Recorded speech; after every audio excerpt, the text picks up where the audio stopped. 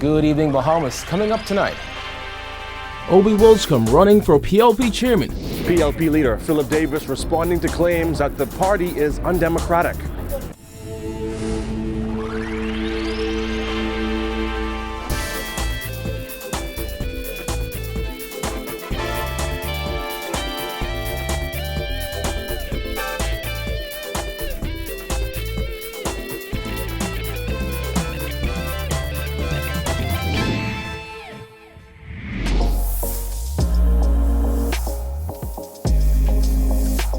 Our news is brought to you by Alive.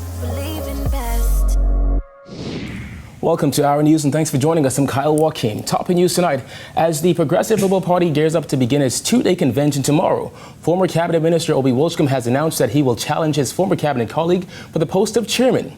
But his plans to run don't appear to be welcome news to the party's current chairman, Fred Mitchell, nor the party's leader, Philip Davis, who said he doesn't see that Wilchcombe has the support. When people asked me to do so, I said, why not? But I wanted to make sure they understood, and I wanted to hear their reasons. And when they said we want to reinvent, we want to rejuvenate, and we want to reignite the party, well, that's exciting to me. Wilchcombe says his run for PLP chairman is in response to the wishes of PLP supporters from all over the country who have asked him to run. We caught up with him just after he got done registering for the convention at the party's headquarters. I think we have to appreciate that when the people speak, we should listen to them. We always talk about listening to the people, and oftentimes we don't. And so, yes, I am. I have allowed my name to be put forward. It will be during nomination, and I do intend to run. PLP Chairman Fred Mitchell released a statement offering guidance for anyone running for office, saying candidates for office in the PLP, where they believe they must speak publicly about their candidacy, should speak truth and avoid slanderous and salacious comments. They should avoid appearing to collude with F&M partisans to create problems within the PLP. PLP leader Philip Davis just a few days back urged no opposers in this convention and called for unity.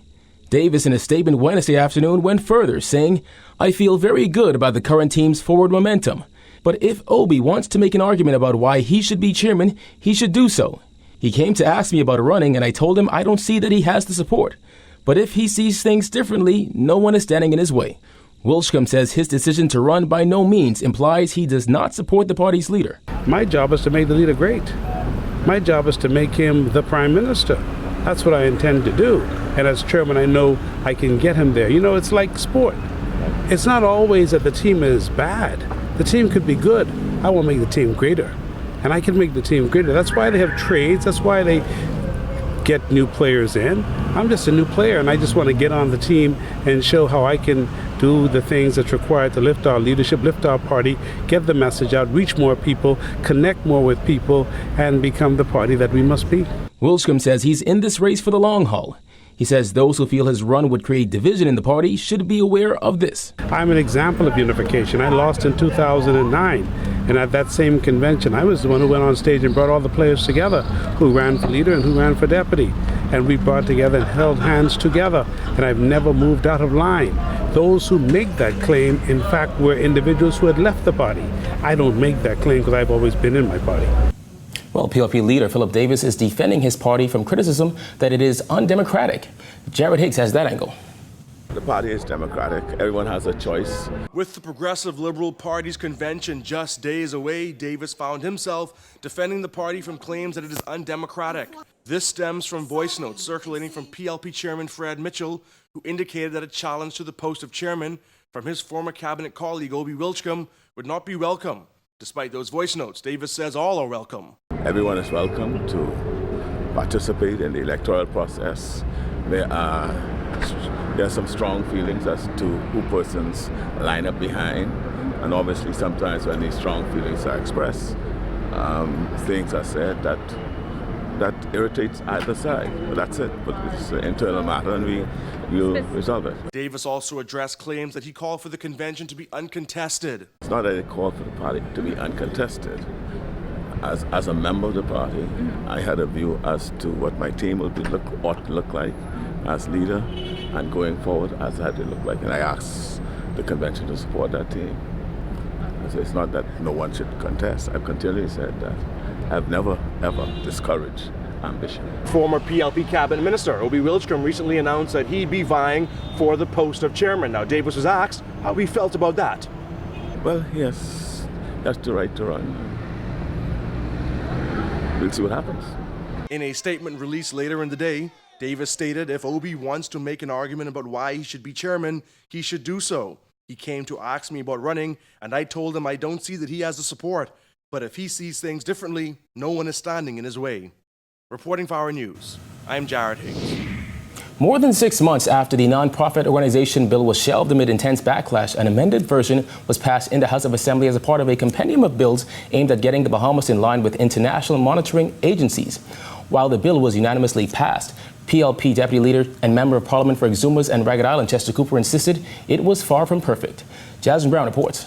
Deputy Prime Minister and Minister of Finance Peter Turnquist kicked off debate on the Non-Profit Organizations Amendment Bill 2019. Amendments that have been made to this, that are being made to this act, provides for what we would call a sort of light touch regulatory framework, where rather than keeping a detail or reporting a detailed list of everybody that has made a donation or made a contribution, that the only thing that is required is that financial records, including that information, is actually maintained and is available. The bill outlines several changes to the original bill, which was passed in the House of Assembly in December, but revised in the Senate after widespread concern from religious and civil society organizations.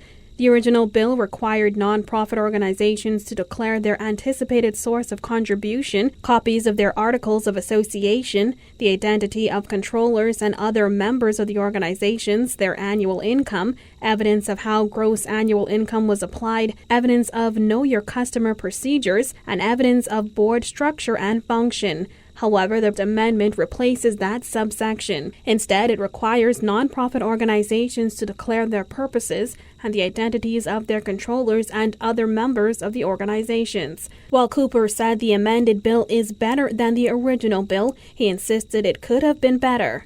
Mr. Speaker, I am not at all surprised that the government is now presenting amendments to that bill or to many of these bills, Mr. Speaker. I understand the deadline for passage of this legislation is sometime before September or during September, Mr. Speaker.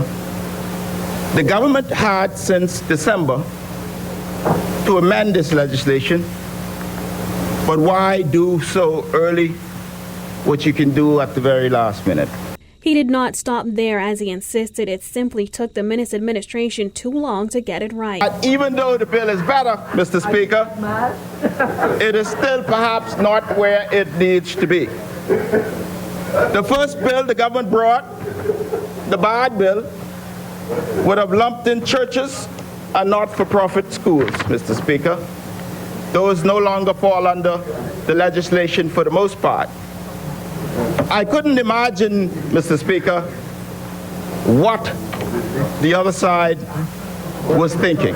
As for the other bills passed in Parliament on Wednesday, they include the Anti-Terrorism Amendment Bill 2019, the International Obligations, Economic and Ancillary Measures Amendment Bill 2019, the Investment Funds Amendment Bill 2019, and the Register of Beneficial Ownership Bill 2019.